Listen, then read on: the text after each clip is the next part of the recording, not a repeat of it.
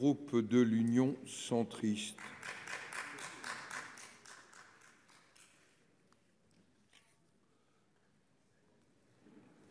Vous avez la parole, mon cher collègue. Merci. Si on peut arriver.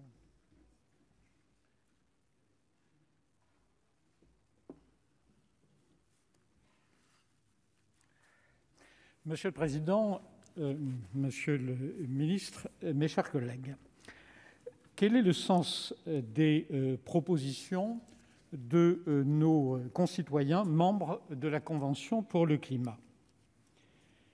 Une société décarbonée. Est-ce possible? Oui. Comment? Cela s'appelle la taxe carbone européenne aux frontières.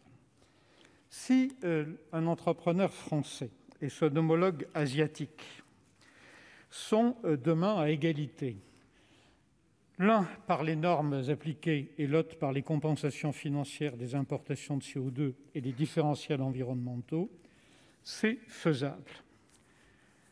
Le combat environnemental et climatique de notre pays ne se joue donc pas à l'article 1er de la Constitution, mais à l'échelle internationale.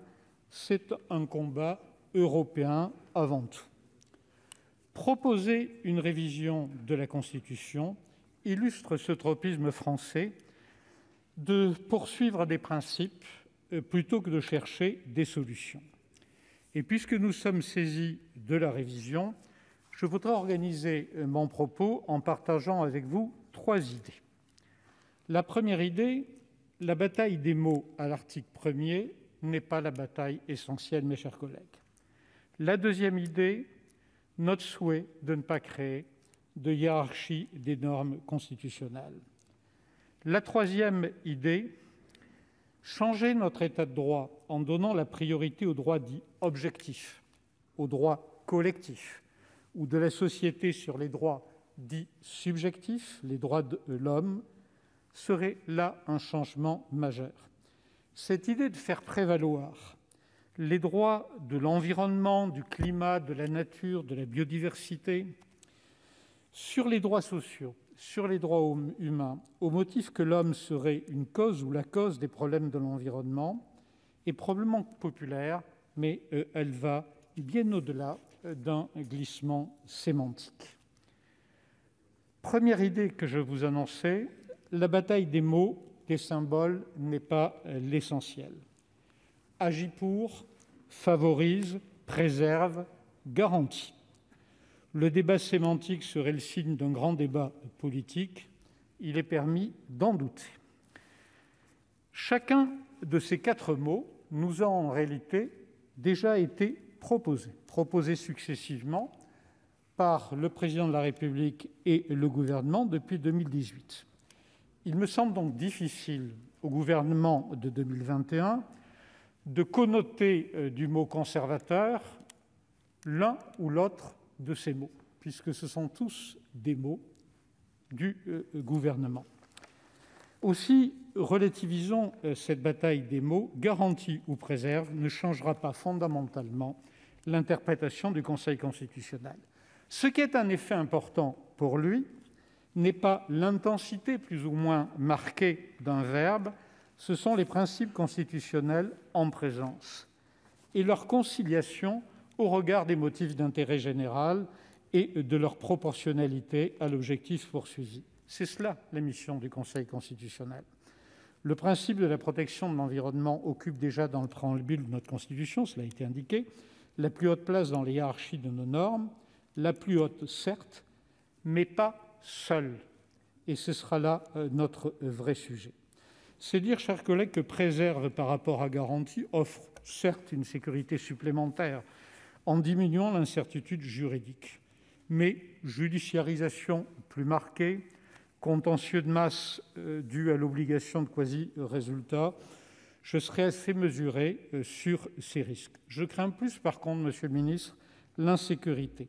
La règle veut en effet que le Conseil constitutionnel s'autorise à réexaminer, par le biais des QPC, s'il y a un changement des circonstances de droit, ce qui serait notre cas, l'ensemble des dispositions législatives, même celles dont il aurait déjà approuvé la conformité.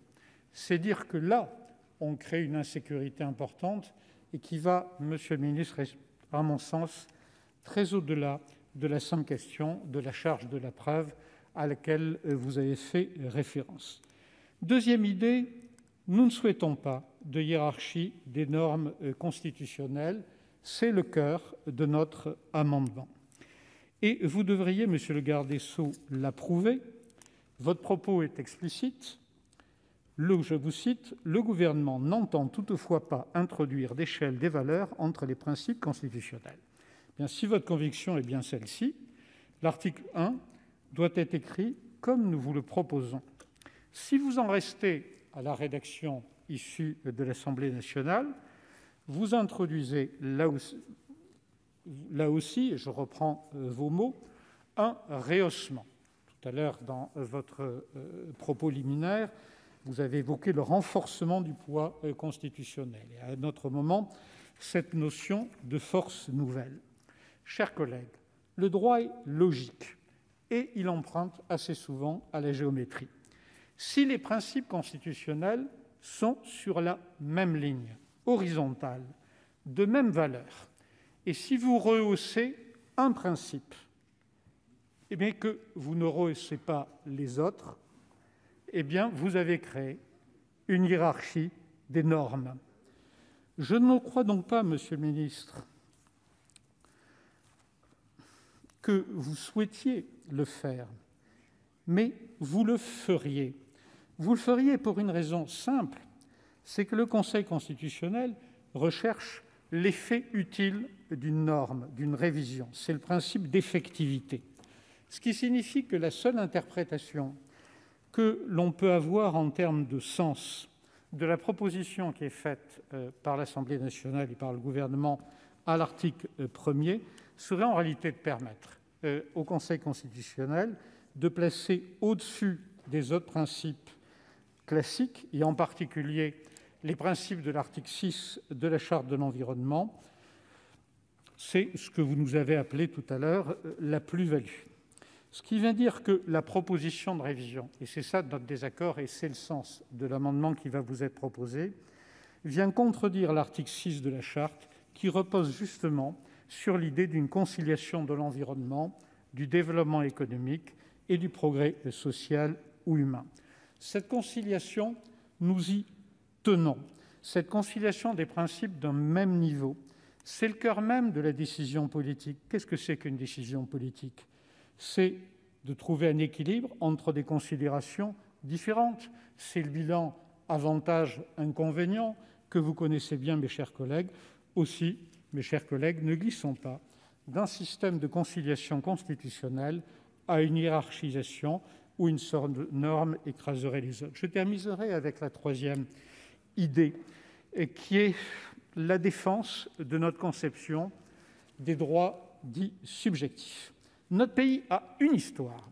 Elle est concrétisée, je dirais ciselée ou incarnée, par la Déclaration des droits de l'homme et du citoyen qui protège dans son préambule, je cite, « les droits naturels, inaliénables et sacrés de l'homme ». Cela veut dire quoi ? Cela veut dire qu'en France, nous protégeons les droits individuels, les droits dits subjectifs. C'est notre tradition. Cette conception, elle est aujourd'hui attaquée. Les pays d'Europe centrale, et ils ne sont pas les seuls, expliquent que les droits collectifs devraient primer sur les droits des personnes. La volonté de mettre la protection de la nature au-dessus des droits humains, même si nous en comprenons bien, Monsieur le ministre, le raisonnement, à savoir protéger l'environnement pour préserver l'avenir des hommes, va à l'encontre de notre définition du droit. J'avoue y être réservé. Finalement, l'amendement proposé par la majorité sénatoriale prend en compte l'attente sociétale exprimée par la Convention pour le climat, mais préserve notre attachement à ce qu'il n'y ait pas de hiérarchie des normes constitutionnelles, préserve l'importance que nous accordons aux droits subjectifs. C'est donc le bon point d'équilibre, un équilibre réfléchi, argumenté, robuste Et à ceux qui nous écoutent au-delà de l'hémicycle, je dirais simplement que ce n'est pas un prétexte, mais que c'est bien le témoignage d'un dialogue sérieux entre les deux assemblées. Vous comprendrez à cet égard le soutien quasi unanime du groupe centriste à l'amendement de la majorité sénatoriale qui va vous être présenté dans quelques instants. Merci de votre attention. Merci.